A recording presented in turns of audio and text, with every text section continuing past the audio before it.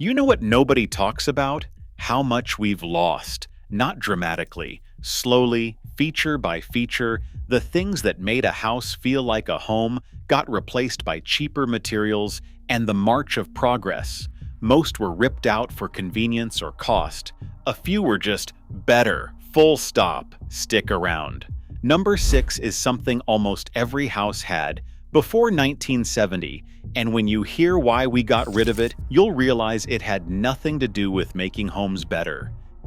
Number 20, the dedicated telephone niche. That little alcove built right into the hallway wall. Maybe you saw one in your grandparents' house and had no idea what it was for. A small recess with a shelf, sometimes a seat beside it designed for one purpose: making a phone call with your full attention. You stood there and you talked. No wandering, no distracted half conversations while loading the dishwasher. The architecture itself told you, be present. We ripped them out when cordless phones arrived and called it an upgrade. What we actually did was make it possible to be everywhere and nowhere at once. The niche wasn't just storage, it was a philosophy about attention. Number 19, the milk door, a small insulated compartment built into the exterior wall near the kitchen. The milkman filled it from outside and you retrieved it from inside. No doorbell, no interaction required. The milk was simply there, cold and waiting, like the house itself had taken care of you overnight.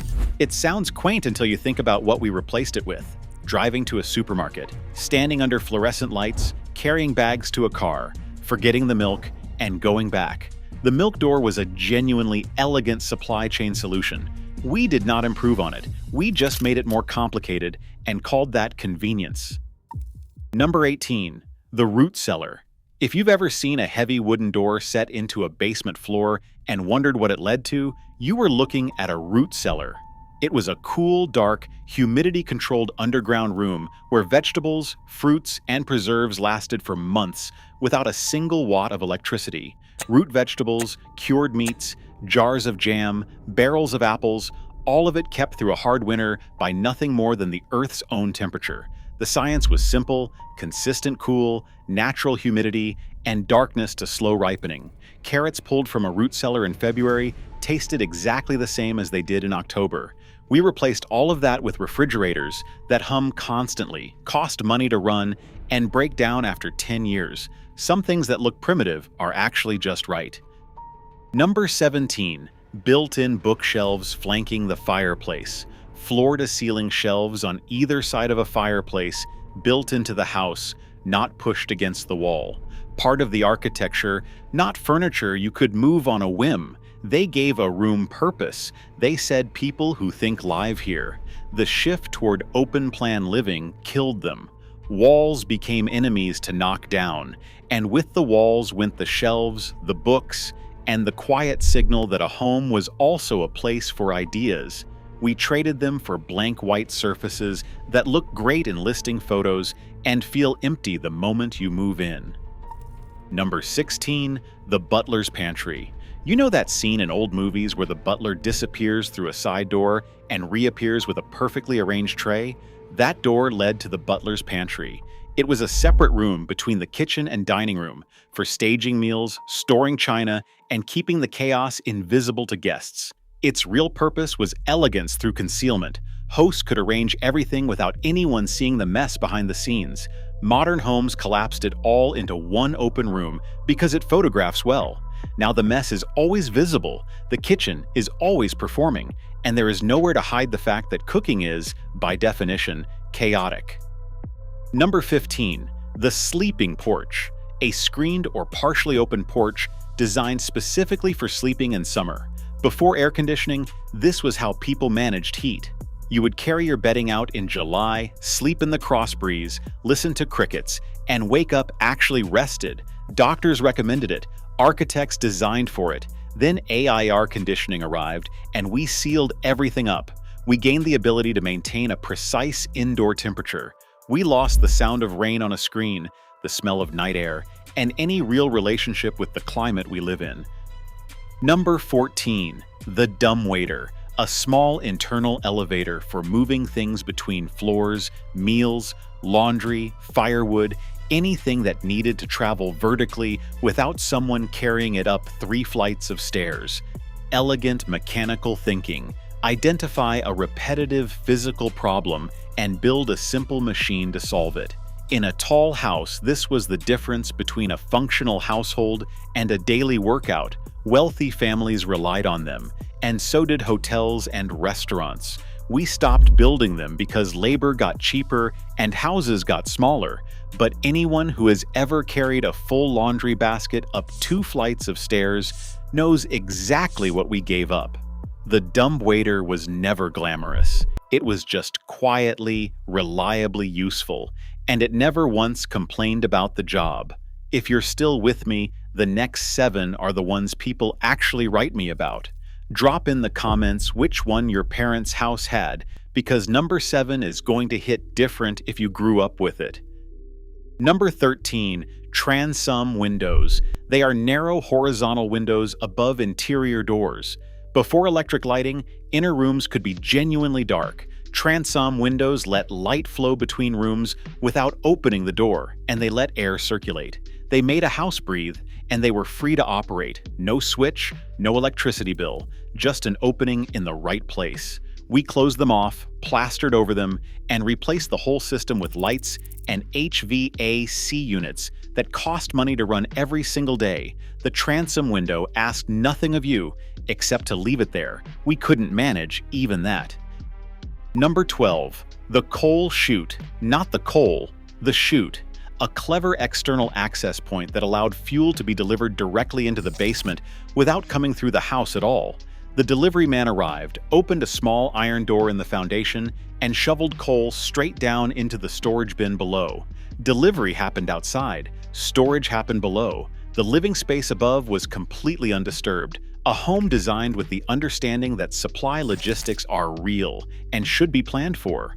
Modern homes have no equivalent thinking at all. Deliveries pile up at the front door.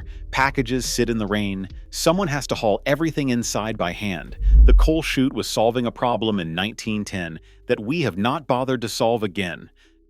Number 11. The formal parlor. A room used specifically for receiving guests, separate from the family's everyday life. You did not live in the parlor. You presented yourself in it. There was even a specific chair, the formal chair, that nobody actually sat in except when company came.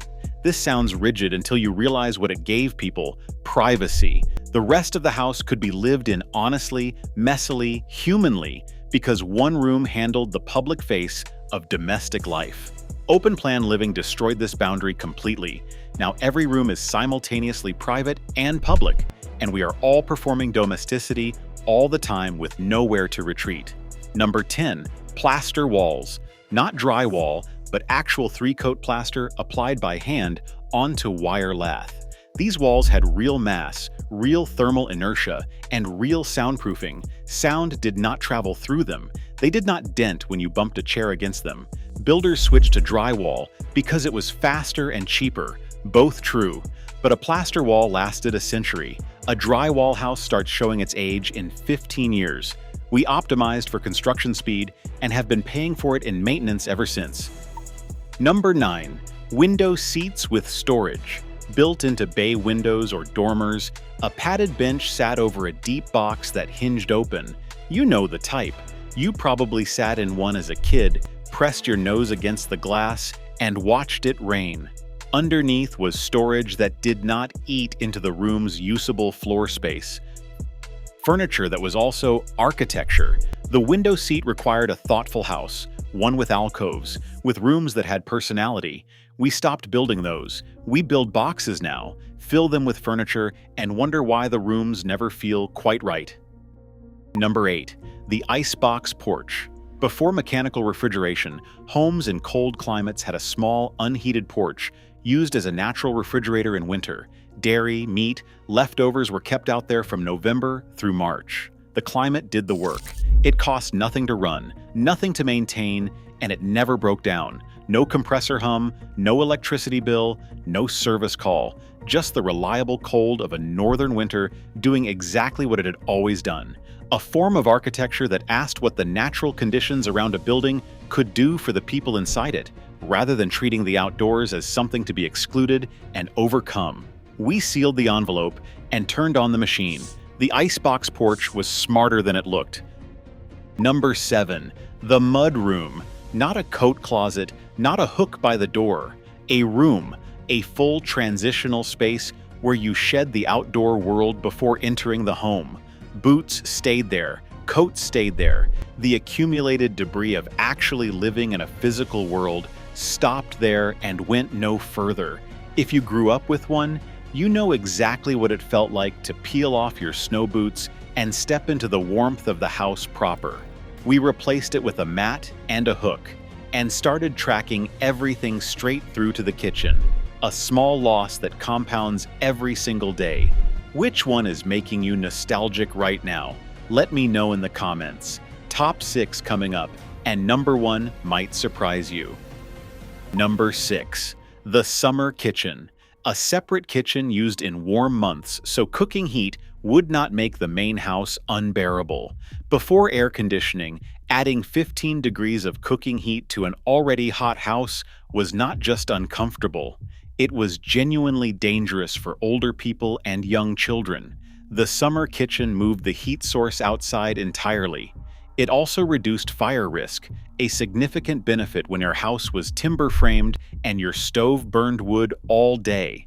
We absorbed everything into the main house and added an air conditioner to compensate. Now we run it all summer to cool a house that a hot stove is simultaneously heating. We created the problem and then paid to solve it. Not primitive thinking, systems thinking. Number 5. Built-in ironing boards. Folded flush into the wall, behind a small cabinet door, the ironing board swung out, already at the right height, already in position. Done? It folded back in and disappeared. No closet, no tripping over it in the hallway, no unfolding it on the bedroom floor while the cat immediately lies on it. A domestic task treated with the seriousness it deserved, built directly into the architecture of the home, given a proper place. We stopped building them because houses got standardized, and builders stopped thinking about what people actually do every day. That's the difference between a house that was built and a house that was designed. Number 4.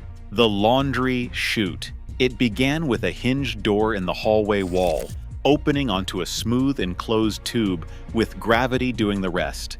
Dirty clothes went in at the top and landed in the laundry room below.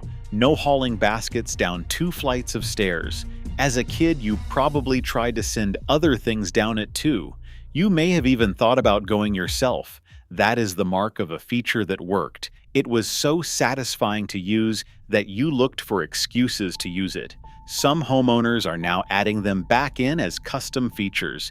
That tells you everything about whether we made the right call removing them. Number 3.